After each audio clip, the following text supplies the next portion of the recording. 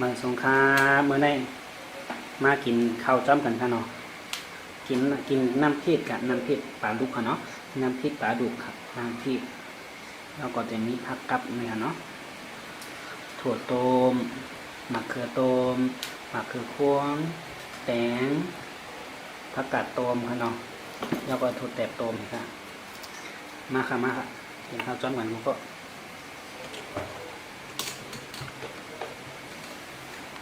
ค่ะมาส่งลูกสวัสดีก่อนสวัสดีมากินข้าวเจ้ามันค่ะกินน้ำพริก น้ำพริกปลาลูกขนมนี่ครับกินนี่กันน้ำพริกมากับปูปูกันลูกอย่าไปเรียนอย่าไปย่างพวกมากับปูปู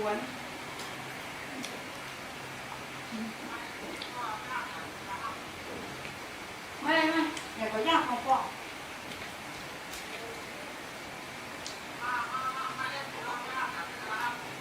ถ้าปูกันเหนื่อยhết nèถ้ากันหึ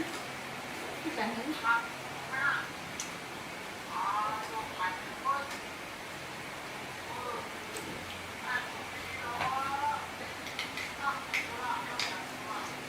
เหลือถ้าการทำที่ดีๆแล้ว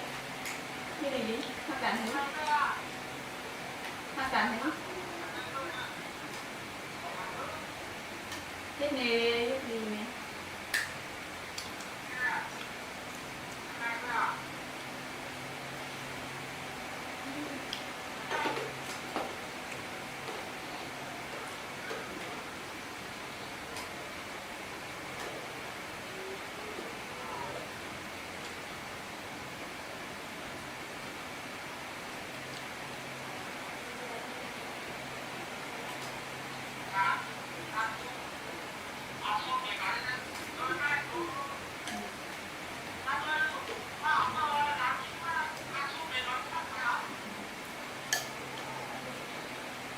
thầy mới lệ đó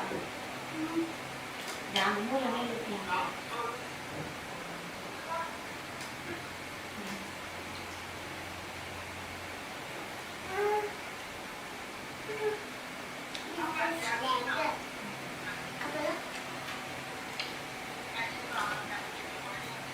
dặn nhiều được không phải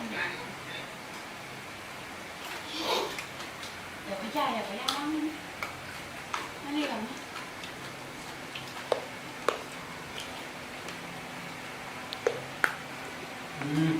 อย่าไปย่างอย่าไปย่าง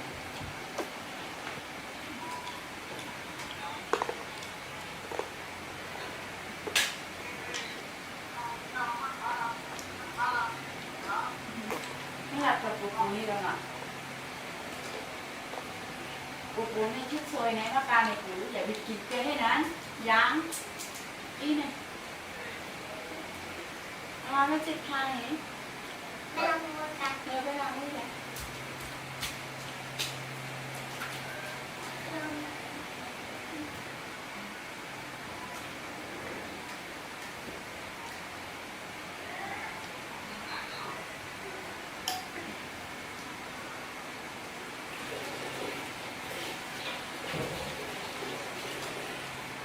พริกน้ำมีนะนะคะพริกน้ำไหม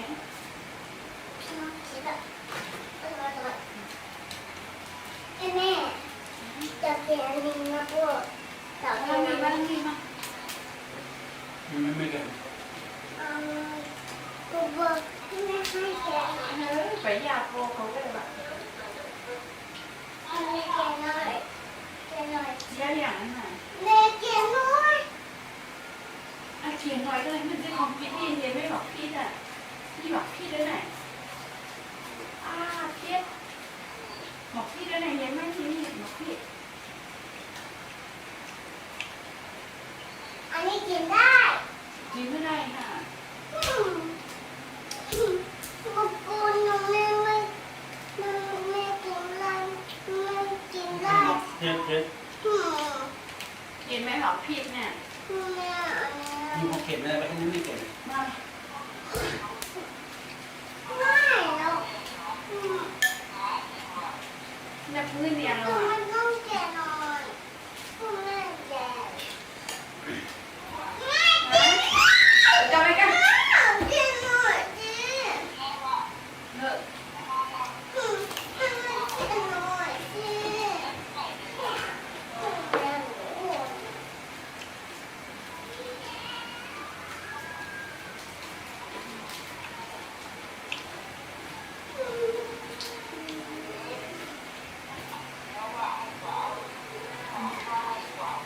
ขอไข่ส้ม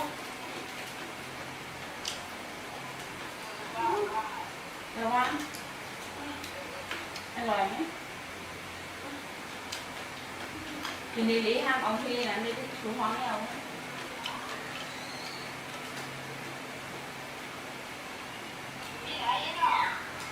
นี่น้ำดีว่าเอ๊ะเป็นเด็ก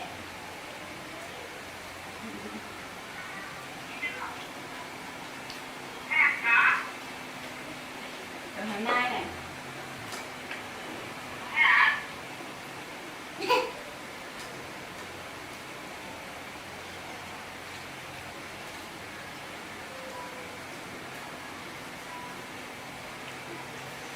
ทำกินให้นะมันคือวามนี่มันคือวาม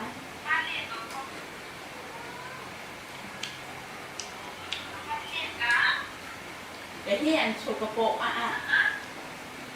เฮ้ยดีกว่าที่นั้นหนูยังเลยไม่ได้